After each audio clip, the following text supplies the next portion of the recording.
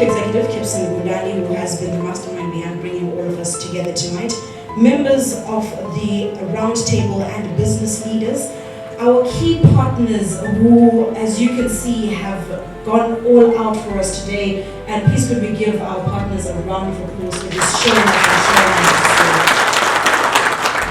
us. If you talk about the mode of building bylaws, they will last change into 1976.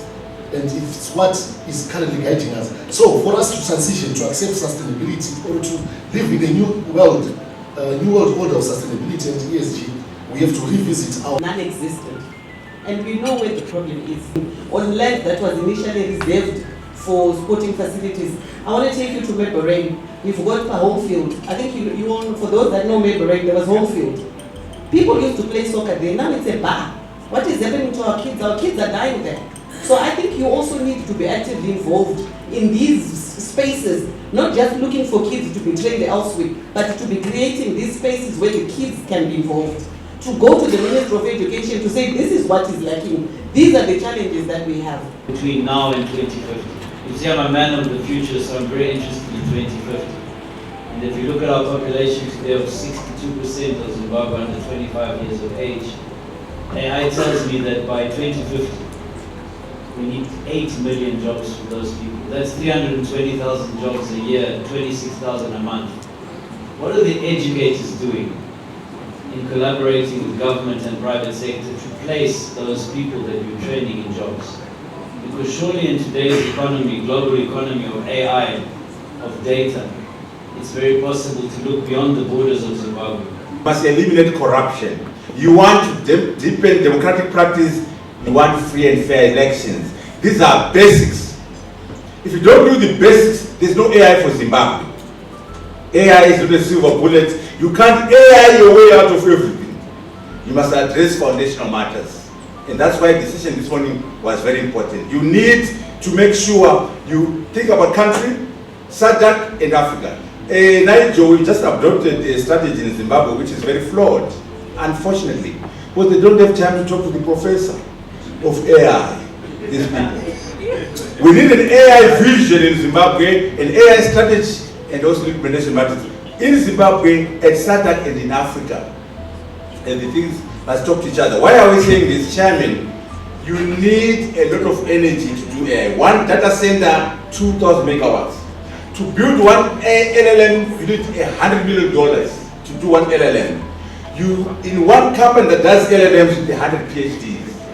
That cannot come from Ghana, that cannot come from Nigeria or Zimbabwe, it will come from us working together as Africa. 1.4 billion Africans, collective GDP, $3.4 trillion, and also my brother from Chicago working with the diaspora. It's called Global Africa. 2.2 billion people, collective GDP, $5 trillion. Those are the numbers who allow us to play in the AI space. Kenya, Egypt, Morocco, and Nigeria are really becoming the centers on which most of these AI systems are going to be built. What then leaves all the land-linked countries and other countries with smaller budgets to be able to participate is then building smaller infrastructure. They call them edge data centers. Of this institution, where we've got more than 8 countries represented in this particular roundtable, and I think that signifies some degree of growth. The countries that are represented here, apart from Zimbabwe, we've got the majority. We've got colleagues from Nigeria that are in the house. We've got colleagues from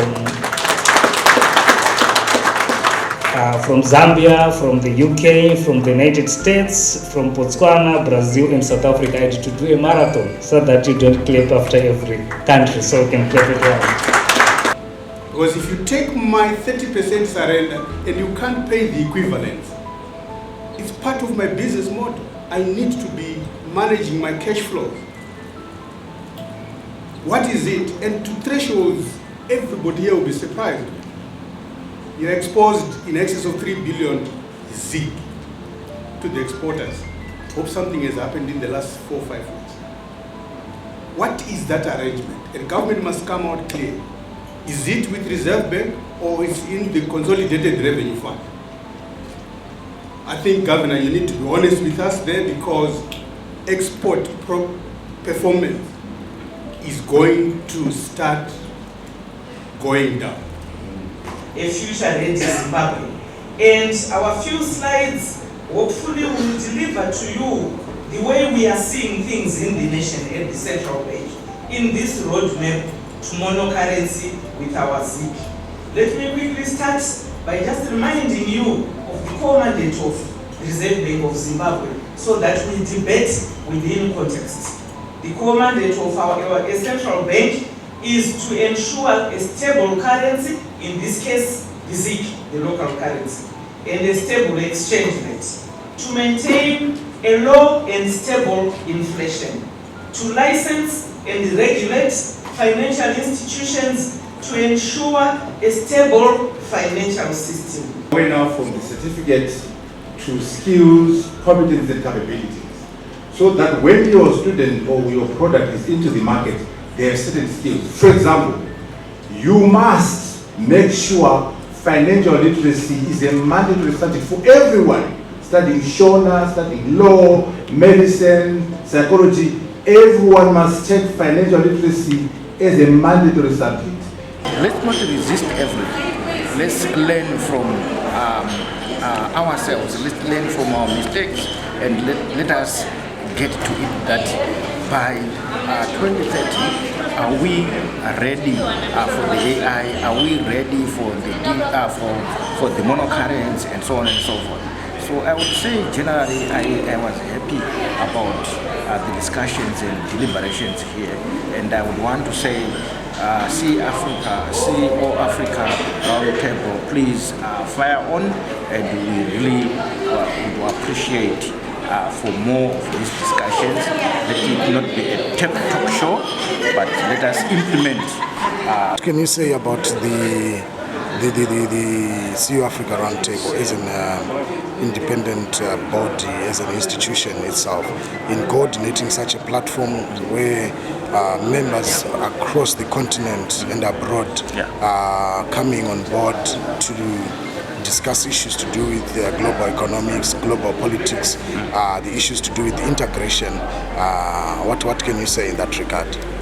The CEO Africa Roundtable is a premium platform for a robust debate on pertinent issues affecting the development of Zimbabwe and Africa as a whole.